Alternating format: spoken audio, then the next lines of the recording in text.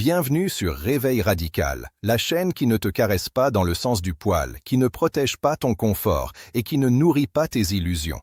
Ici, on détruit les faiblesses mentales, on pulvérise les excuses et on reconstruit des êtres humains capables de dominer leur vie. Si tu es venu chercher de la motivation douce, tu t'es trompé d'endroit. Réveil Radical est un choc, une rupture, un point de non-retour. Si tu écoutes jusqu'au bout, tu ne penseras plus jamais comme avant. Arrête tout, là, maintenant. Si tu écoutes ces mots, ce n'est pas un hasard, ce n'est pas du divertissement. Ce n'est pas une simple vidéo YouTube de plus que tu consommes machinalement pendant que ta vie stagne. C'est un moment de vérité, un point de rupture, un instant où soit tu continues à porter le poids mort de ton passé comme une chaîne autour du cou, soit tu décides enfin de t'en libérer. Parce que la réalité est brutale, et je vais te la dire sans anesthésie. Ton passé n'est pas un refuge, c'est une prison. Et tant que tu continues à y vivre mentalement, tu restes enfermé. Tu te racontes que ce sont tes expériences qui te définissent. Tu te racontes que ce que tu as vécu explique ce que tu es aujourd'hui. Mais ce que tu refuses de voir, c'est que ce sont surtout tes attachements au passé qui sabotent ton présent. Tu ne souffres pas de ce qui t'est arrivé.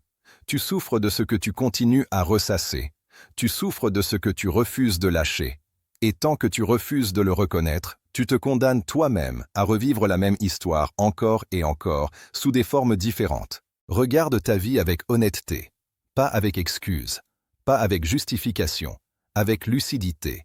Combien de décisions aujourd'hui sont encore dictées par une peur ancienne? Combien de choix évités parce qu'un jour, quelque chose s'est mal passé? Combien d'opportunités ignorées parce que ton esprit est encore bloqué dans un souvenir, une humiliation, un échec, une trahison, une parole qui t'a marqué? Tu crois avancer, mais tu tires un cadavre derrière toi. Et ce cadavre, c'est ton passé non digéré. La vérité dure, c'est celle-ci. Le passé n'a aucun pouvoir sur toi, sauf celui que tu lui donnes. Ce n'est pas ton histoire qui te limite, c'est ton incapacité à la laisser mourir. Tu continues à t'identifier à une ancienne version de toi, comme si elle devait décider éternellement de ta valeur, de ton potentiel, de tes limites. Mais écoute-moi bien, tu n'es pas ce que tu as été. Tu es ce que tu fais maintenant. Et si maintenant est faible, confus, immobile, ce n'est pas parce que tu es cassé. C'est parce que tu refuses de couper avec ce qui n'existe plus. Il y a une illusion dangereuse que beaucoup de gens entretiennent. Croire que comprendre le passé suffit à s'en libérer. Faux. Tu peux analyser ton enfance pendant 20 ans, lire tous les livres de développement personnel, comprendre exactement pourquoi tu es comme tu es, et rester exactement au même point. La compréhension sans décision est une forme sophistiquée de fuite, une excuse intellectuelle pour ne pas changer. La transformation ne commence pas quand tu comprends. Elle commence quand tu tranches. Et trancher, ça fait peur. Parce que laisser le passé derrière soi, ce n'est pas seulement abandonner la douleur. C'est aussi abandonner l'identité qui va avec. Certaines personnes préfèrent rester blessées plutôt que de devenir inconnues à elles-mêmes. Elles préfèrent dire « je suis comme ça à cause de ce que j'ai vécu » plutôt que d'assumer la responsabilité totale de ce qu'elles peuvent devenir. Mais cette posture te coûte tout. Elle te vole ton présent, elle te vole ton futur. Je vais te raconter une histoire simple. Un homme traînait depuis des années la colère contre son père. Absent, froid, injuste. Il avait bâti toute sa personnalité sur cette blessure. Il se disait fort, indépendant, dur. En réalité, chacune de ses réactions était encore une réponse à cet homme absent. Sa colère guidait ses relations, ses choix, son ton, sa manière d'aimer. Un jour, quelqu'un lui a dit une phrase qui l'a brisé. « Tu dis que tu détestes ton père, mais toute ta vie est encore organisée autour de lui. » Ce jour-là, il a compris une chose essentielle. Tant qu'il restait en guerre avec son passé, il lui obéissait. C'est exactement ce que tu fais peut-être aujourd'hui. Tu crois te battre contre ce que tu as vécu, mais en réalité, tu lui es soumis. Tu réagis au lieu de créer. Tu défends au lieu de construire. Tu justifies au lieu d'agir. Et pendant ce temps, le présent passe. Chaque jour, sans attendre que tu sois prêt. Le présent est le seul endroit où ta vie peut changer. Pas demain. Pas quand tu iras mieux. Pas quand tu auras réglé tous tes problèmes internes. Maintenant. Mais pour vivre dans le présent, il faut une chose que peu de gens ont le courage d'assumer. Accepter que le passé soit fini, même s'il n'a pas été juste, même s'il n'a pas été réparé, même si tu n'as jamais eu les excuses que tu attendais. C'est une vérité que personne n'aime entendre. Tu n'auras peut-être jamais réparation. Tu n'auras peut-être jamais reconnaissance. Tu n'auras peut-être jamais justice. Et attendre ces choses, c'est suspendre ta vie à un événement qui ne viendra peut-être jamais. Tu appelles ça loyauté envers ta douleur. En réalité, c'est de l'auto-sabotage. Vivre au présent, ce n'est pas oublier, ce n'est pas nier, c'est arrêter de laisser le passé décider. C'est dire « oui, ça s'est produit. Et maintenant ?» Cette question fait peur parce qu'elle t'enlève ton alibi. Elle te met face à ta responsabilité brute. Et beaucoup de gens préfèrent rester victimes que devenir responsables parce que la responsabilité oblige à agir. Regarde autour de toi. Les personnes qui avancent vraiment ne sont pas celles qui ont eu une vie facile. Ce sont celles qui ont cessé d'utiliser leur histoire comme une excuse. Elles ont compris une loi simple et implacable. Ce qui t'est arrivé n'est pas de ta faute, mais ce que tu en fais l'est entièrement. À partir du moment où tu comprends ça, tu n'as plus personne à blâmer. Et c'est exactement là que commence la vraie puissance personnelle. Ton esprit a été entraîné à retourner sans cesse dans le passé, comme une vieille habitude mentale, comme une addiction. Chaque souvenir douloureux te donne l'illusion d'une identité, d'une profondeur, d'une justification. Mais en réalité, il te vide de ton énergie vitale. Il te maintient dans un état de tension permanente. Et tant que ton énergie est coincée hier, elle n'est pas disponible aujourd'hui. Tu veux avancer ? Alors écoute bien ceci. Tu ne peux pas construire une nouvelle vie avec une ancienne mentalité. Tu ne peux pas créer un futur radicalement différent en pensant comme la personne que tu étais dans la douleur. Tu dois accepter de mourir symboliquement, de laisser derrière toi des versions de toi qui ont survécu, mais qui ne sont plus faites pour vivre pleinement. Ce processus n'est pas doux, il n'est pas confortable, il est brutal, mais il est libérateur. À un moment, tu dois regarder ton passé droit dans les yeux et lui dire « Tu n'as plus ton mot à dire ». Pas avec colère, pas avec haine, avec autorité, avec calme, avec décision. Et tant que tu n'as pas fait ce choix consciemment, ton cerveau continuera à te ramener en arrière, encore et encore, surtout dans les moments de doute, de fatigue, de peur. Parce que le passé est connu. Même s'il est douloureux, il est familier. Le présent, lui, demande du courage. Il demande de l'attention. Il demande de l'engagement. Mais écoute-moi bien, et grave-le dans ton esprit. Personne ne viendra te sauver de ton passé. Personne ne viendra te donner la permission d'avancer. Personne ne te dira le moment parfait pour tourner la page. Ce moment, c'est maintenant. Et cette décision, elle est à toi. Le problème, c'est que la majorité des gens confondent leur pensée avec leur identité. Ils croient que parce qu'une pensée apparaît, elle est vraie.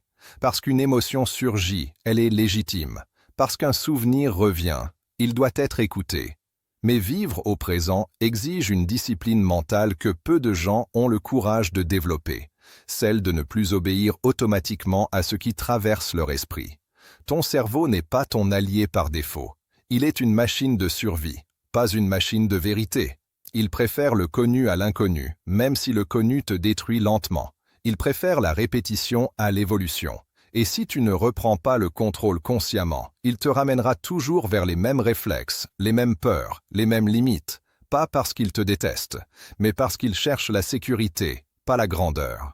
Vivre au présent, c'est reprendre le pouvoir sur ton attention. Et ton attention est ton bien le plus précieux. Là où va ton attention, va ton énergie. Là où va ton énergie, va ta vie. Si ton attention est constamment aspirée par des souvenirs, des regrets, des scénarios passés, alors ta vie se construit sur des ruines. Tu crois réfléchir, mais tu rumines. Tu crois te protéger, mais tu te paralyses. Regarde honnêtement combien de temps par jour tu passes mentalement ailleurs qu'ici. À rejouer une conversation, à imaginer ce que tu aurais dû dire, à regretter une décision, à fantasmer une autre version de toi. Ce temps-là, personne ne te le rendra. Et ce temps-là, accumulé sur des années, devient une vie entière vécue à moitié. Il y a une chose que personne ne t'a peut-être jamais dite clairement. Le présent n'est pas confortable au début. Il est brut. Il est silencieux. Il te met face à toi-même sans distraction. Et c'est précisément pour ça que beaucoup de gens le fuient.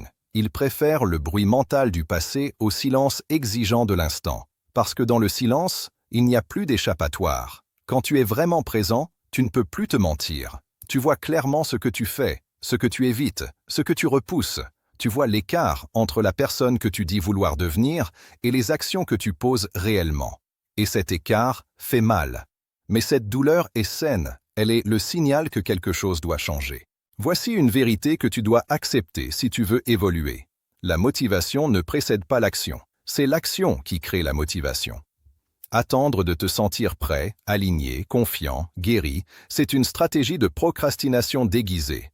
Les gens forts agissent même quand ils doutent, même quand ils ont peur, même quand le passé crie encore. Ils avancent avec le bruit, pas après le silence. Tu veux un conseil concret? Commence par des actes simples, immédiats, présents.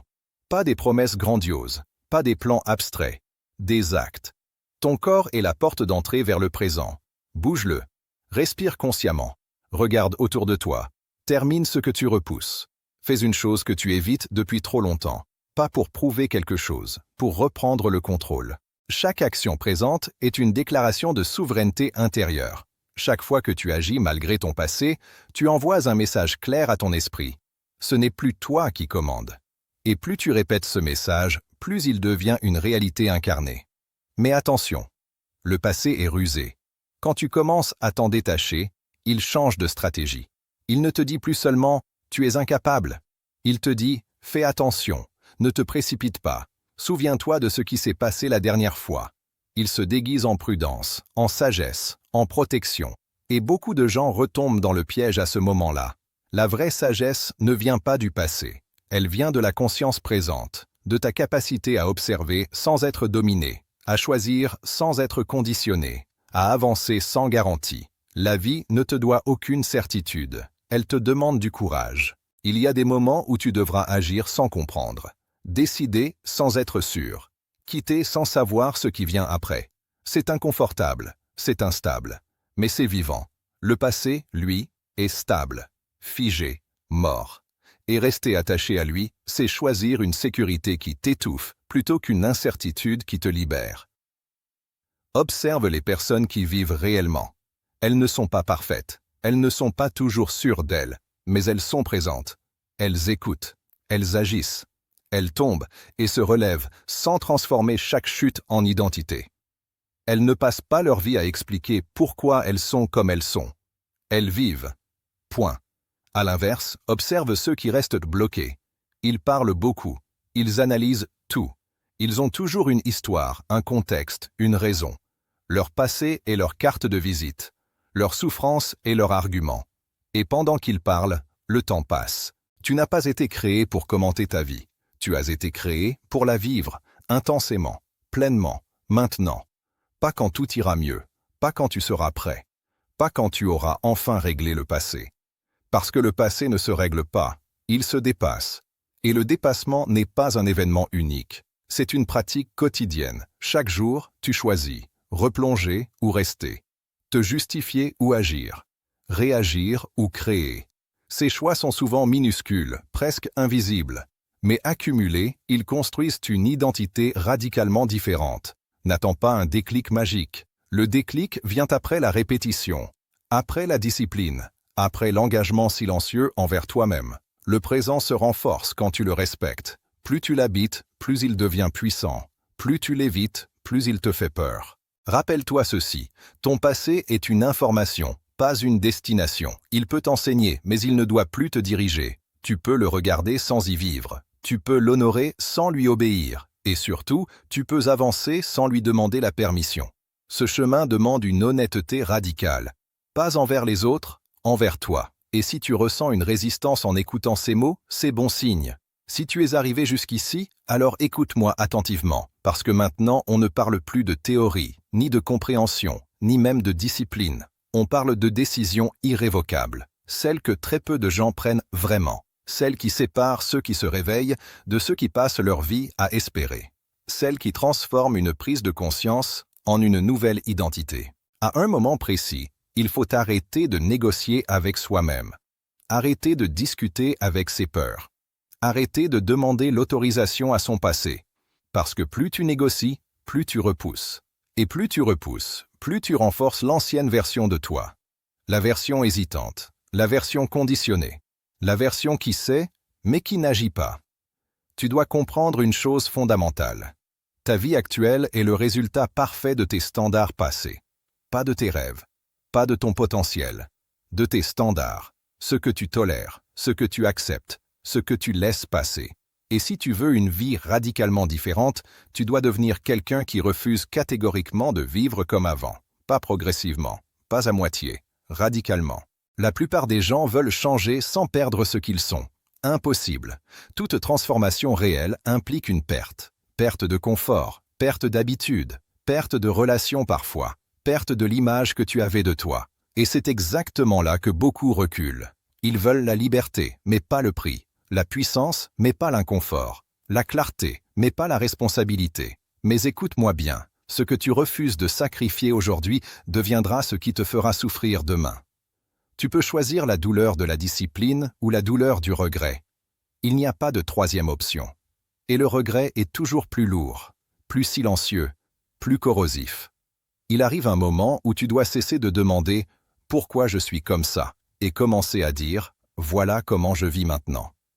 Le passé adore les questions. Le présent exige des actes. Et chaque acte que tu poses dans le présent est un clou de plus dans le cercueil de ton ancienne identité. Ne cherche pas à convaincre qui que ce soit. Les gens n'ont pas besoin de comprendre ton changement. Ils ont seulement besoin de le voir. Et certains ne le supporteront pas. Parce que ton évolution remettra en question leur immobilité. Ton courage exposera leurs excuses et inconsciemment, ils tenteront de te ramener à l'ancienne version de toi. Pas par méchanceté, par inconfort. Tu devras être assez fort pour avancer sans validation, assez solide pour continuer même quand personne n'applaudit, assez ancré pour ne plus expliquer ton choix de vivre différemment. Le présent n'a pas besoin d'arguments, il a besoin de présence. Il y aura des jours où le passé reviendra frapper fort, des souvenirs soudains, des émotions anciennes, des doutes familiers, et ces moments-là seront décisifs. Pas parce qu'ils sont dangereux, mais parce qu'ils sont révélateurs. Ils te montreront qui est encore aux commandes, toi ou tes anciens réflexes. Quand ça arrivera, ne combats pas, ne fuis pas, observe, ressens et agis quand même. C'est ça la maîtrise. Pas l'absence de peur, la capacité d'avancer avec elle sans lui obéir. La vraie liberté, ce n'est pas de ne plus avoir de passé, c'est de ne plus être dirigé par lui. C'est pouvoir dire « Oui, j'ai vécu ça, et pourtant, je choisis ça. » Sans justification, sans explication, sans culpabilité. Tu n'as pas besoin de tout reconstruire d'un coup, mais tu dois commencer maintenant. Le présent ne se rattrape pas plus tard. Il se saisit ou il disparaît. Et chaque instant où tu choisis consciemment est un instant où tu redeviens l'auteur de ta vie. Regarde-toi honnêtement, pas avec jugement, avec responsabilité. Si tu continues exactement comme aujourd'hui, où seras-tu dans 5 ans? Même fatigue, même frustration, même discours intérieur. Est-ce vraiment ce que tu veux ou est-ce simplement ce que tu tolères parce que changer te demande plus que ce que tu es prêt à donner?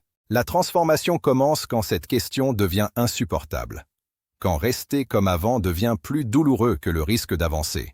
Et si tu écoutes ces mots avec une tension dans la poitrine, avec une énergie étrange, avec une lucidité inconfortable, alors ce moment est arrivé. Tu n'as pas besoin de promesses solennelles, tu as besoin d'un engagement silencieux, celui que tu prends quand personne ne regarde, celui qui se traduit par des choix concrets dès aujourd'hui. Une action, une décision, une rupture nette avec une habitude qui te maintenait petit. Arrête de dire « un jour ». Le passé adore le « un jour ». Le présent n'existe que maintenant. Et maintenant, tu peux choisir différemment.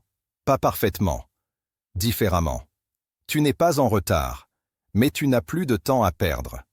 Chaque jour passé à vivre à moitié est un jour que tu n'auras jamais l'occasion de revivre pleinement, et la vie ne récompense pas les intentions, elle répond à l'incarnation.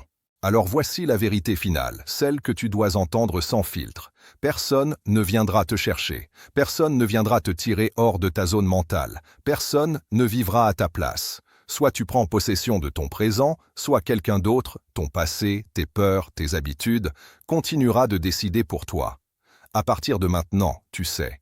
Et ce que tu fais avec ce savoir déterminera tout.